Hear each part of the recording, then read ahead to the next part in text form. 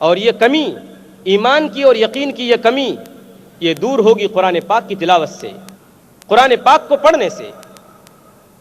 اور ہمارا ایمان مضبوط ہوگا قرآن پاک کو پڑھنے سے۔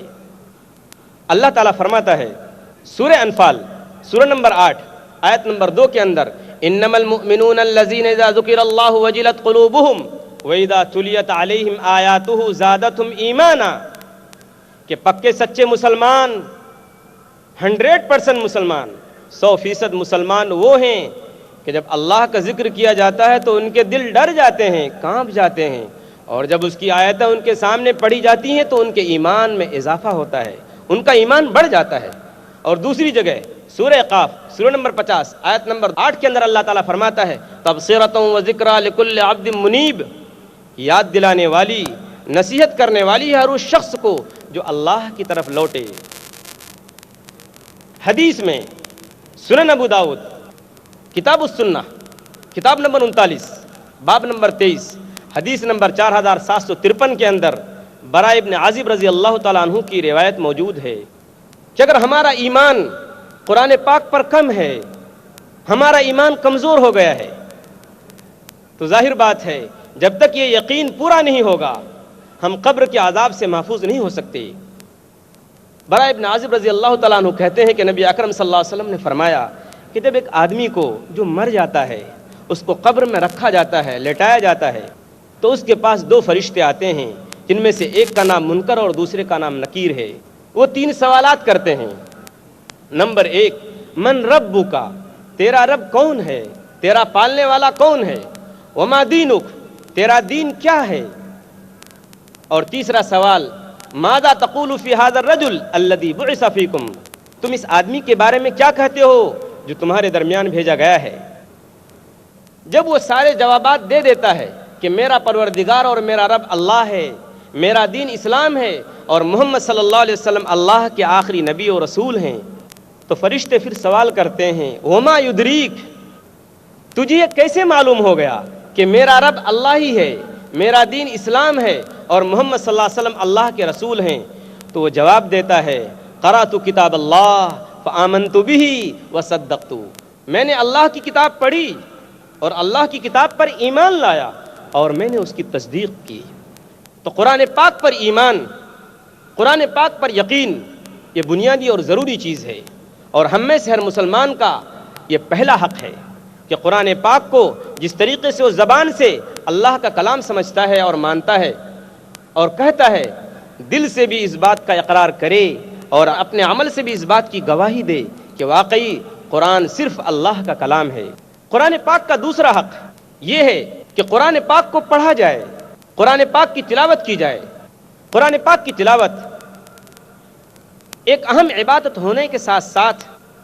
ایمان کو تر و تازہ رکھنے کا بہترین ذریعہ ہے۔ جس طریقے سے انسان کے جسم کو مسلسل غذا کی ضرورت ہے،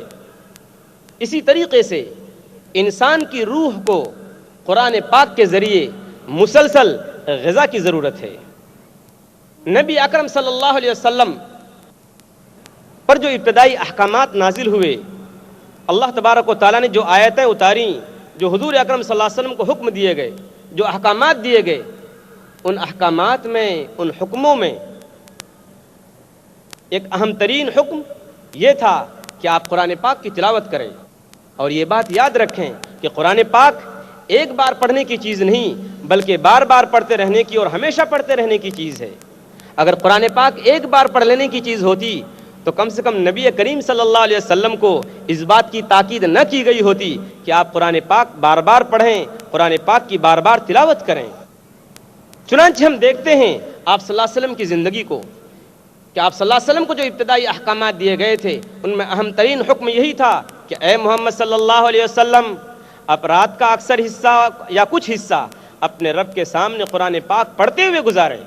اللہ فرماتا ہے سورہ مزمل سورہ نمبر 73 آیت نمبر 1 سے 4 کے اندر، یا ایھا المزمل قم اللیل الا قلیلا نصفہ او انقص منہ قلیلا او زد علیہ ورتل القرآن ترتیلا، کہ محمد صلی اللہ علیہ وسلم آپ رات کا زیادہ حصہ یا اکثر حصہ یا کچھ حصہ یا آدھا حصہ اپنے رب کے سامنے کھڑے ہو کر قرآن پاک پڑھتے ہوئے گزار دیں۔ اس کے بعد کے دور میں بھی جب محمد صلی اللہ علیہ وسلم کے سامنے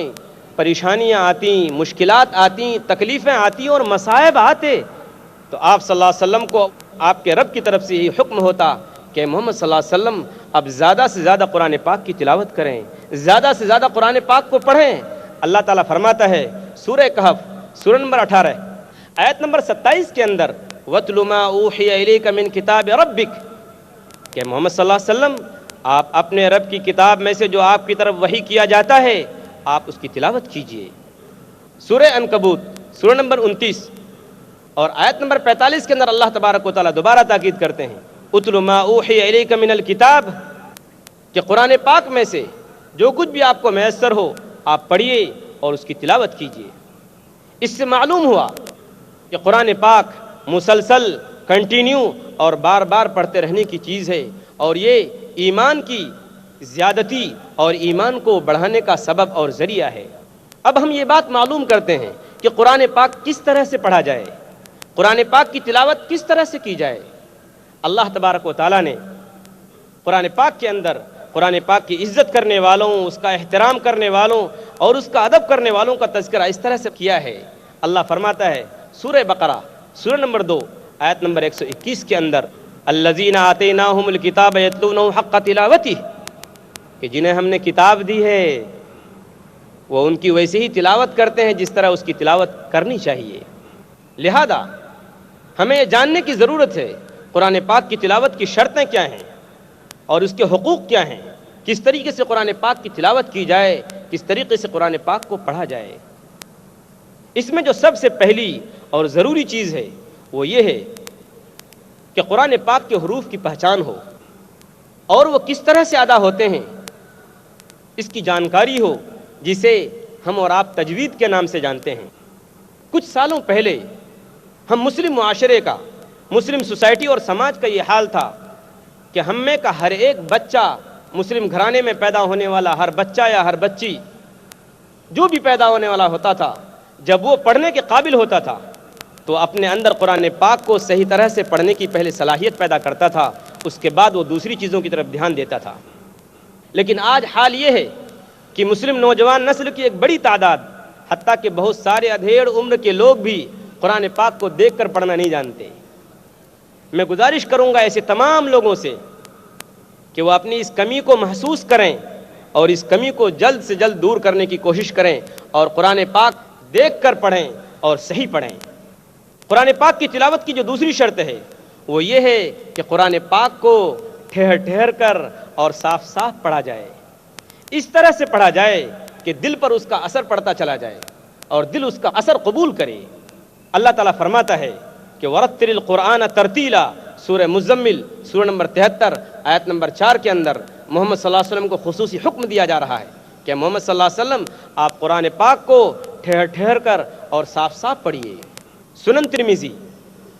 کتاب فضائل قرآن کتاب نمبر 42 باب نمبر 18 حدیث نمبر 2914 عمر رضی اللہ تعالیٰ عنہ اس حدیث کے راوی ہیں۔ نبی اکرم صلی اللہ علیہ وسلم نے فرمایا کہ یقال لصاحب القرآن اقرأ ورقا ورتل كما كنت تردل في الدنيا فإن منزلتك عند آخر آیت تقرأ بها کہ قیامت کے دن قرآن پڑھنے والے سے، حافظ قرآن سے، صاحب قرآن سے کہا جائے گا پڑھتا جا اور چڑھتا جا، پڑھتے جاؤ اور چڑھتے چلے جاؤ، تمہاری منزل، تمہارا آخری ٹھکانہ وہ جگہ ہے جہاں تم قرآن پاک کی آخری آیت کی تلاوت کر رہے ہوگے۔